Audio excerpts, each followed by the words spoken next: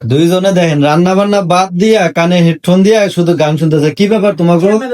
হ্যাঁ, ক্যামেরা দর্শক গেলে ক্যামেরা ধরবো না? তোমাকে কি সমস্যা? সকাল থেকে রান্না বান্না করছো তোমরা, এই যে কানে হেডফোন দিয়ে বয়ে রয়েছো, কাহিনী কি?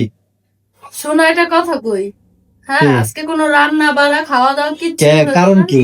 এই যে না খেয়ে রয়েছি পেটে ভূতে নেওয়া মানে কই দেবা?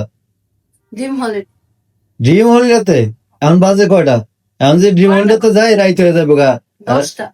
তা 10টা যাইতে সময় লাগবো না? এখান থেকে সেই টঙ্গিতে যাওয়া লাগবো, তারপরে নরসেন দিকে এই জায়গায় সেই জায়গায়। আসলে তো অনেক সময়ের দরকার না? তার চেয়ে কালকে না আজকে কই যাবে? এটা শর্টকাটে জানা যাইতে পারি এমন একটা নাম কও, নিয়ে যাইতেছে সমস্যা। ওই যে আমার সতীনের কাছে চিড়াখানা যাইবো, তাহলে চিড়াখানা। সেখানে যাইবা? গেলে খুশি তো? হ্যাঁ খুশি মানে লাফাবো। আচ্ছা যাও তাহলে, তোমার আজকে চিড়িয়াখানায় নিয়ে যাইতেছি।